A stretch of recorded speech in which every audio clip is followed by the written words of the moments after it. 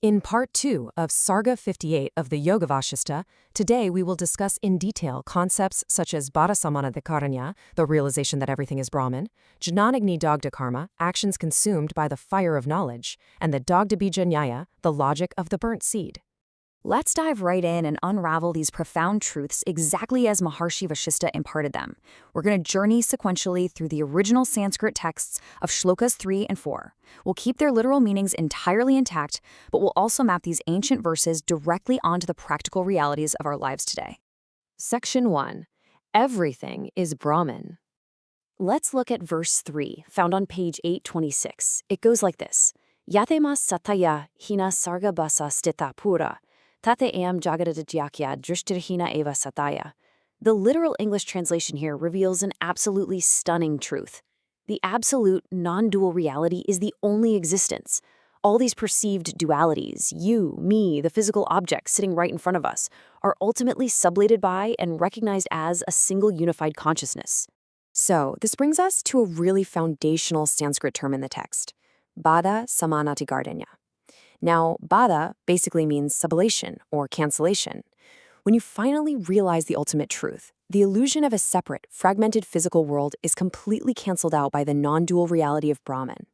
It's not like the physical world just vanishes from your eyes, but your deep misunderstanding of it is destroyed forever.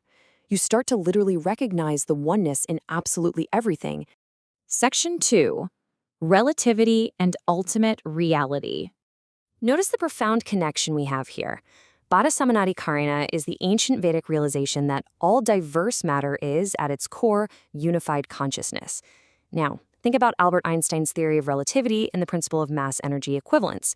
Just as Einstein proved mathematically that what looks like solid diverse matter is actually interchangeable with a single underlying energy, well, the Yoga Vasistha tells us that what appears to be a fragmented world is actually the singular energy of Brahman. The ancient sages and modern physicists are quite literally pointing at the exact same unified reality. How amazing is that? Section 3. The Burnt Seed Maxim. Moving on to pages 940 to 41, let's hear verse 4. Jnane dagda karmanam asangam vyavaharato, na bijamasti janmano dagda bijam ivankure. The literal meaning here introduces our next philosophical layer. It tells us that when a person acts from a place of pure, ultimate knowledge, those actions leave absolutely no future karmic trace. The realization itself acts as a purifying mechanism. We call this concept Jnanagni Dagha Karma. Let's break that mouthful down a bit. Jnana is knowledge, Agni is fire, and Dagda means burnt. So when you act with the realization of Bhadasamanadhikaranya, knowing everything is Brahman, that ultimate knowledge becomes a blazing fire. It consumes your actions so they can no longer bind you to the cycle of karma. You're still out there performing your daily duties, sure, but you just aren't entangled by the actions themselves anymore. And this brings us to a really beautiful logical maxim used in the text, the Dagda Bija Nyaya, or the logic of the burnt seed. Think about it for a second. If you plant a normal seed in the ground, it's inevitably going to sprout, right? But what if you take that exact same seed, roast it in a fire, and then plant it? What happens? Absolutely nothing. It will never sprout again. In the exact same way, the seeds of your actions, when roasted in the fire of ultimate knowledge, can never sprout into future bondage. Section 4. Neuroplasticity and latent vasanas. To actually apply this to our lives, we first need to understand the mind and the concept of a vasana.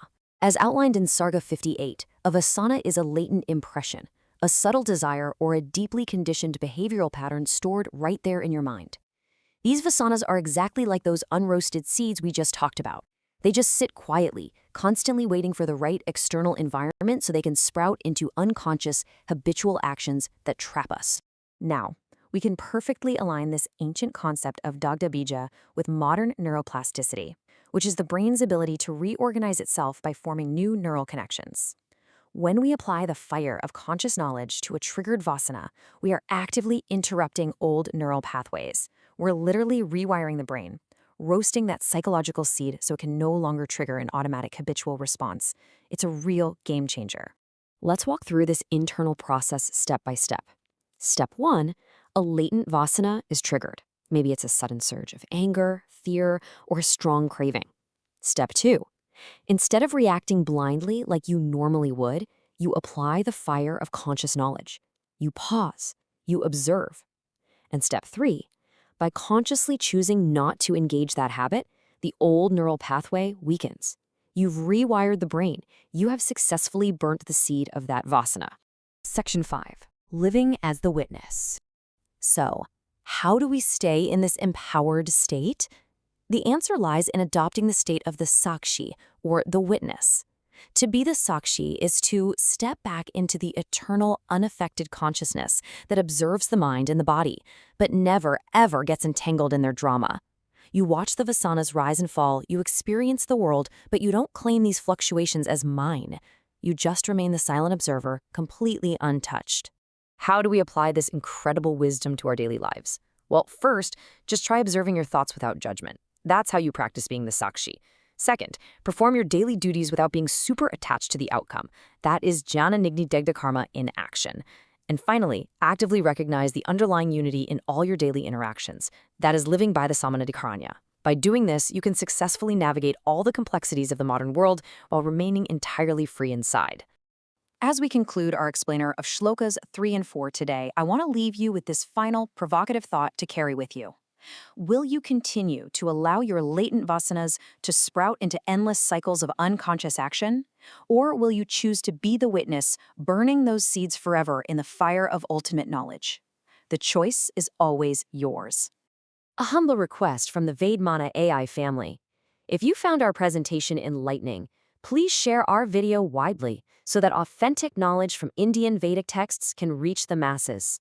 Let us all come together to participate in this Jnana Yajna, offering of knowledge. Har Har Mahadev.